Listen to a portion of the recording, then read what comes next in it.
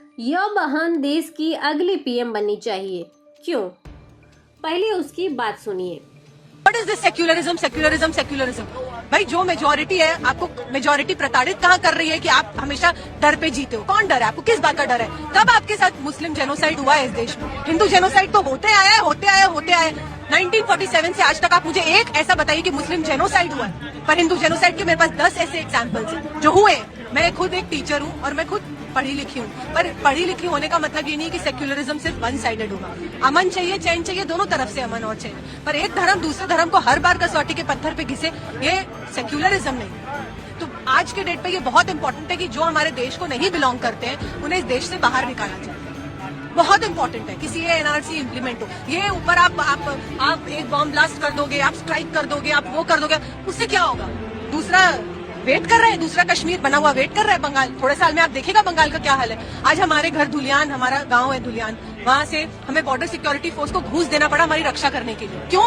हमारे मंदिर को क्यों तोड़ा जा रहा है? मुर्शिदाबाद आपके सामने खड़ा है, लाल गोला आपके सामने खड़ा है, हमें रातों रात बोला जाता है वहां से भागो। क्यों भागे हम जैसे युवा कलकत्ता छोड़ के दिल्ली आके अपने नए, तो क्या चाहते हो आप? कलकत्ता से दिल्ली, दिल्ली से देश के बाहर? कौन आपको एक्सेप्ट करने वाला है? जाग जाओ भाई, समझो। बहुत सही बात है, अमन के साथ रहो, चैन के साथ रहो। अमन और चैन दो तरफा होता है, एक तरफा नहीं।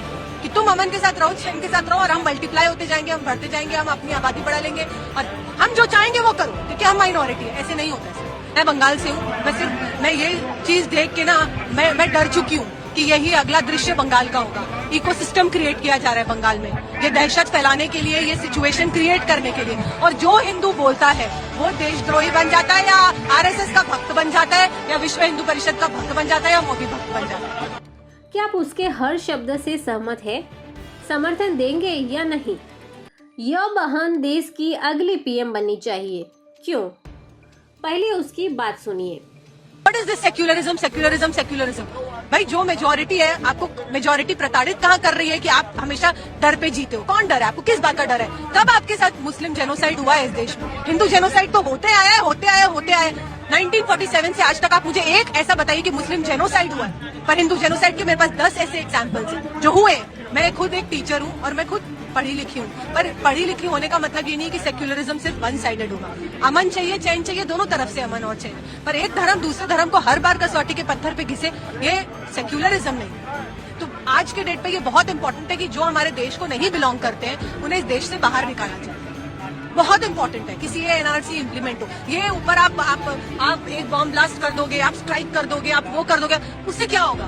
दूसरा वेट कर रहे हैं, दूसरा कश्मीर बना हुआ वेट कर रहा है बंगाल। थोड़े साल में आप देखेगा बंगाल का क्या हाल है। आज हमारे घर धुलियान, हमारा गांव है धुलियान, वहां से हमें बॉर्डर सिक्योरिटी फोर्स को घूस देना पड़ा हमारी रक्षा करने के लिए। क्यों? हमारे मंदिर को क्यों तोड़ा जा रहा है? मुर्शिदाबाद आपके सामने खड़ा है, लाल गोला आपके सामने खड़ा है, हमें रातों रात बोला जाता है वहां से भागो। क्यों भागे हम जैसे युवा कलकत्ता छोड़ के दिल्ली आके अपने नए, तो क्या चाहते हो आप? कलकत्ता से दिल्ली, दिल्ली से देश के बाहर? कौन आपको एक्सेप्ट करने वाला है? जाग जाओ भाई, समझो। बहुत सही बात है, अमन के साथ रहो, चैन के साथ रहो। अमन और चैन दो तरफा होता है, एक तरफा नहीं।